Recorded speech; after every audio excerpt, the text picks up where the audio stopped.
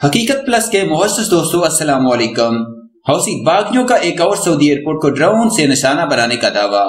یمن کے حوثی باغیوں نے دعویٰ کیا ہے کہ انہوں نے جازان کے ہوائی اڈے پر موجود فوجی تنصیبات کو ڈرون سے نشانہ بنایا ہے۔ مزید ڈسکس کرنے سے پہلے آپ سے گزارش ہے چینل کو سبسکرائب کر کے بیل کے نشان کو دبا دیجیے۔ یمن کے حوثی باغیوں نے سعودی عرب کے جازان ہوائی اڈے پر فوجی تنصیبات کو ڈرون حملے میں نشانہ بنانے کا دعویٰ کیا ہے۔ غیر ملکی میڈیا کے مطابق حوثی باغیوں کے مسیرہ ٹی وی کی رپورٹ میں سعودی عرب کے ایئرپورٹ پر حملے کا دعویٰ کیا گیا ہے۔ سعودی عرب اور متحدہ عرب امارات کی قیادت میں قائم عرب اتحادی افواج نے فوری طور پر جازان ہوائی اڈے پر حملے کی تصدیق یا تردید نہیں کی ہے۔ 2014 عیسوی کے اختتام پر یمن کے دارالحکومت صنعا سعودی عرب کی حمایت یافتہ حکومت کا تختہ الٹنے والے حوثی باغیوں کی جانب سے گزشتہ 2 ہفتے میں سعودی عرب کے مختلف شہروں میں میزائل اور ڈرون حملوں میں اضافہ دیکھنے میں آیا ہے۔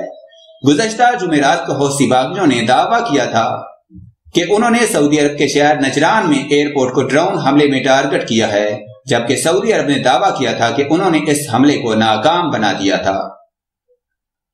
یاد رہے نجران کا علاقہ سعودی عرب کے دارالحکومت ریاض سے 840 کلومیٹر کے فاصلے پر واقع ہے اور اس علاقے کی سرحد یمن سے ملتی ہے۔ رواں ماہ مئی کے آغاز میں حوثی باغیوں نے ریاض کے قریب تیل کی پائپ لائن کو نشانہ بنایا تھا۔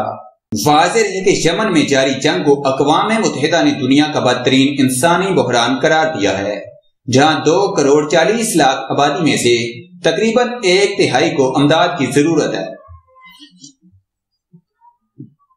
اس جنگ میں ہزاروں لوگ ہلاک ہو چکے ہیں، جن میں سے بیشتر عام شہری ہیں۔